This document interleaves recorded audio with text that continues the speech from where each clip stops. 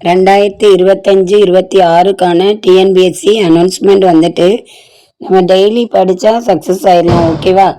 அதாவது சரியான விடையை கண்டறிக.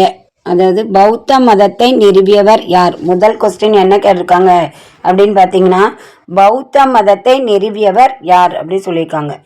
கௌதம புத்தர், மகாவீரர், அசோகர், அலெக்சாண்டர். 4 ஆப்ஷன் கொடுத்துருக்காங்க.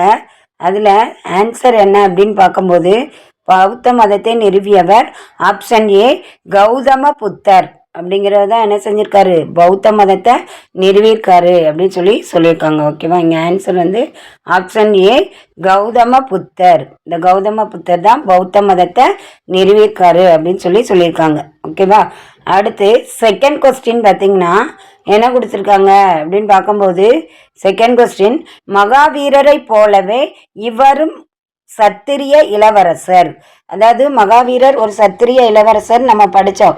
அந்த மகாவீரரை போலவே இவரும் என்னது, சத்திரிய இளவரசர். அவர் யார் அப்படின்னு கேட்டிருக்காங்க. அசோகர், கௌதம புத்தர், பார்சவநாதர், அனைவரும்.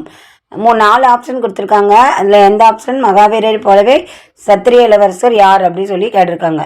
ஆப்ஷன் பி கௌதம புத்தர். அதாவது மகாவீரரை போலவே கௌதம புத்தரும் சத்திரிய இளவரசர் தான் அப்படின்னு சொல்லியிருக்காங்க. ஓகேவா? சத்திரிய இளவரசர், இன்னொரு சத்திரிய இளவரசர் அப்படின்னு பார்த்தீங்கன்னா கௌதம புத்தர். மகாவீரருக்கு அடுத்து கௌதம புத்தர். அடுத்து 3வது கொஸ்டின், கௌதம புத்தரை வளர்த்த சிற்றன்னையின் பெயர் என்ன? அதாவது கௌதம புத்தரை வளர்ப்பு தாய் தான் வளர்ப்பாங்க.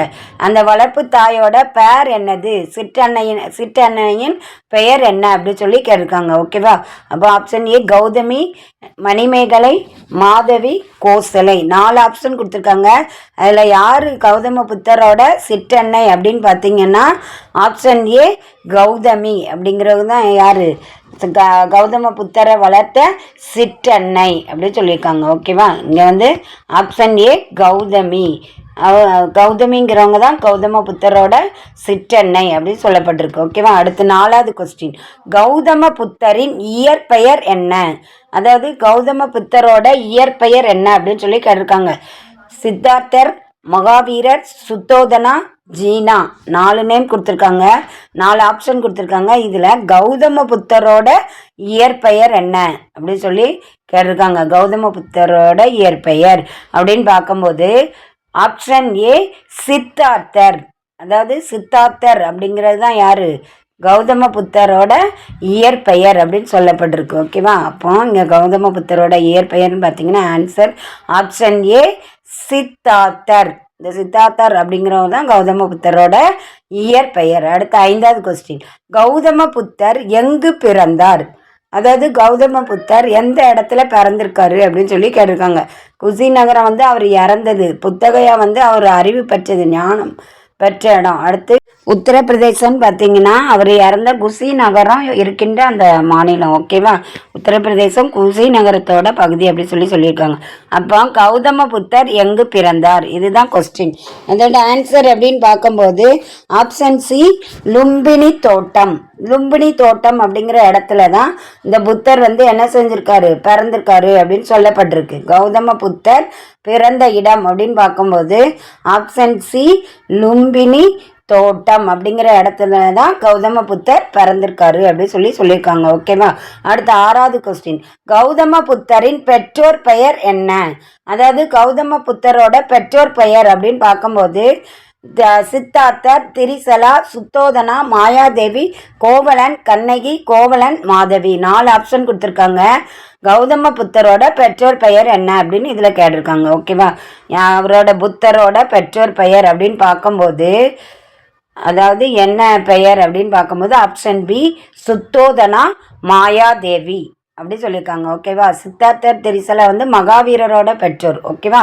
சுத்தோதனா, மாயாதேவி. ஆப்ஷன் பி தான் ஆன்சர். ஓகேவா?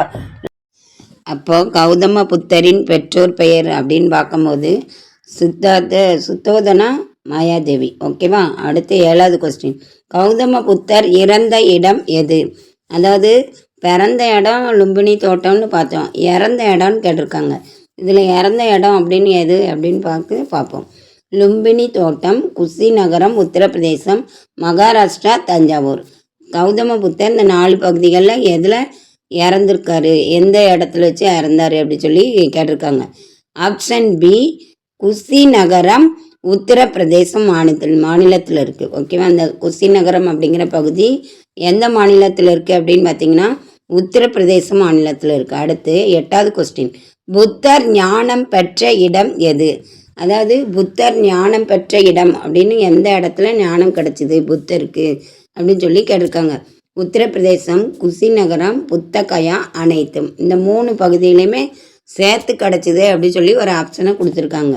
அப்போ 4 ஆப்ஷனில் எது புத்தர் ஞானம் பெற்ற இடம் அப்படின்னு சொல்லி கேட்டிருக்காங்க. இதில் புத்தர் ஞானம் பெற்ற இடம் ஆப்ஷன் சி புத்த கயா அப்படிங்கிற இடத்துல தான் புத்தருக்கு என்ன செஞ்சுருக்கும், ஞானம் கிடச்சிருக்கும் அப்படின்னு சொல்லி சொல்லியிருக்காங்க. ஓகேவா, புத்தர் ஞானம் பெற்ற இடம் ஆப்ஷன் சி புத்த கயா அப்படிங்கிற பகுதி. ஓகேவா, அடுத்து 9வது கொஸ்டின் பார்த்தீங்கன்னா புத்தர் ஞானம் பெற்ற மரம் எது?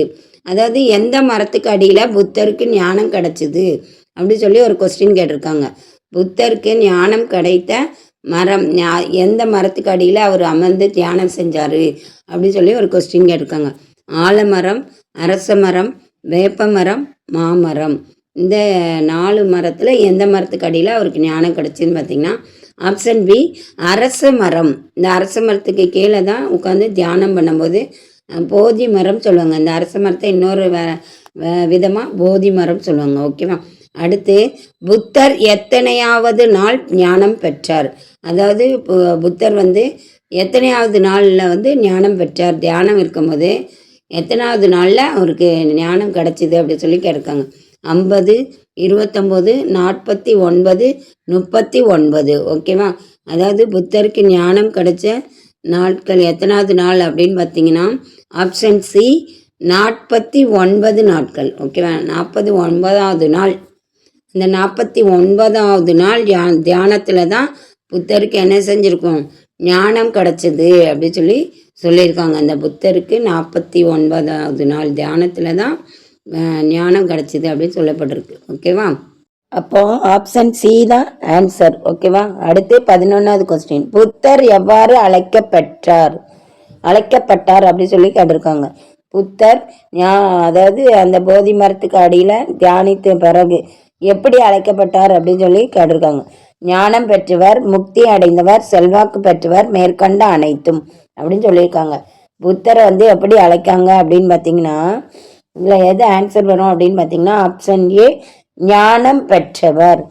ஞானம் பெற்றவர் புத்தர் அப்படின்னு சொல்லி அழைக்கப்பட்டிருக்காரு. ஓகேவா, அப்போ இதில் ஆன்சர் எது அப்படின்னு பார்த்தீங்கன்னா ஆப்ஷன் ஏ ஞானம் பெற்றவர் அப்படின்னு சொல்லி சொல்லியிருக்காங்க. ஓகேவா, அடுத்து 12வது கொஸ்டின் என்னன்னு பார்த்தீங்கன்னா புத்தர் எங்கே தனது முதல் சொற்பொழிவு நிகழ்த்தினார் அப்படின்னு சொல்லி கேட்டிருக்காங்க. புத்தர் எங்க தன்னோட முதல் சொற்பொழிவை நிகழ்த்தினாரு? மாநாடு கிடையாது, சொற்பொழிவு. ஓகேவா, புத்த மாநாடு நம்ம படிச்சிருப்போம்.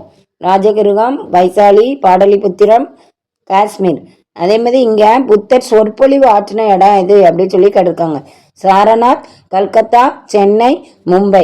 இதில் புத்தர் சொற்பொழிவு ஆற்றின இடம் அப்படின்னு சொல்லி பார்த்தீங்கன்னா ஆப்ஷன் ஏ சாரநாத் அப்படிங்கிற பகுதியில் தான் புத்தர் என்ன செஞ்சிருக்காரு, சொற்பொழிவு ஆற்றியிருக்காரு அப்படின்னு சொல்லி சொல்லியிருக்காங்க. அடுத்து 13வது கொஸ்டின் பார்த்தீங்கன்னா என்ன அப்படின்னு பார்த்தீங்கன்னா புத்தரின் சொற்பொழிவு எவ்வாறு அழைக்கப்பட்டது? இந்த புத்தரோட சொற்பொழிவுக்கு ஒரு பேர் வச்சிருக்காங்க, 2 பேர் வச்சிருப்பாங்க. அது என்ன, எப்படி அழைக்கப்பட்டது அப்படின்னு சொல்லி கேட்டிருக்காங்க. ஓகேவா, தர்ம சக்கர பிரவர்த்தனா, தர்ம சக்கரத்தின் பயணம், ஏ மற்றும் பி அசோக சக்கரம் அப்படின்னு சொல்லியிருக்காங்க. 4 இது சொல்லியிருக்காங்க. ஓகேவா, புத்தரோட சொற்பொழிவு அப்படின்னு பார்க்கும்போது தர்ம சக்கர பிரவர்த்தனா, தர்ம சக்கரத்தின் பயணம், இதுதான் என்னது புத்தரின் சொற்பொழிவு அப்படின்னு சொல்லி அழைக்கப்பட்டிருக்கு அப்படி சொல்லியிருக்காங்க. அப்போ ஆப்ஷன் சி ஏ மற்றும் பி அப்படிங்கிறது தர்ம சக்கர பிரவர்த்தனா, தர்ம சக்கரத்தின் பயணம் அப்படிங்கிறது தான் புத்தரோட சொற்பொழிவு அப்படின்னு அழைக்கப்பட்டிருக்குன்னு சொல்லியிருக்காங்க. அடுத்து 14வது கொஸ்டின், புத்தர் அமைத்த சங்கங்களில் உறுப்பினர்களாக இருந்த துறவிகள் எவ்வாறு அழைக்கப்பட்டனர்? அதாவது புத்தர் அவரோட கருத்துக்களை போதனைகளா கொடுக்கறதுக்கு ஒரு சங்கம் அமைச்சிருப்பாரு. அந்த சங்கத்துல உறுப்பினர்களா இருக்கிறவங்க எப்படி அழைக்கப்பட்டாங்க அப்படின்னு சொல்லி கேட்டிருக்காங்க. பிட்சுகள் உறுப்பினர்கள், ஏ மற்றும் பி பிராமணர்கள். இதுல ஆன்சர் பார்த்தீங்கன்னா ஆப்ஷன் ஏ பிட்சுக்கள் அப்படிங்கிறவங்க தான் புத்தர் அமைத்த சங்கங்கள்ல உறுப்பினர்களா இருந்திருக்காங்க அப்படின்னு சொல்லப்பட்டிருக்கு. அடுத்து 15வது கொஸ்டின், புத்தரின் போதனைகள் எவ்வாறு அழைக்கப்படுகிறது?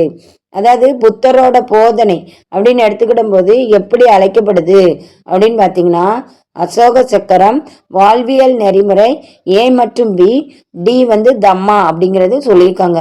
இந்த புத்தரோட போதனையை எப்படி அழைச்சாங்க அப்படி சொல்லி கேட்டிருக்காங்க. அப்போ அசோக சக்கரம் வராது, அது அசோகர் காலத்தில் இருந்து. வாழ்வியல் நெறிமுறை எல்லாருக்குமே உண்டு. ஏ மற்றும் பி அது 2 ஆன்சரை சேர்த்து கொடுங்க. அப்போ ஆப்ஷன் டி தம்மா. இந்த தம்மா அப்படிங்கிறது தான் என்னது ஆன்சர். லைக் பண்ணுங்க, ஷேர் பண்ணுங்க, கமெண்ட் பண்ணுங்க. Thank you so much.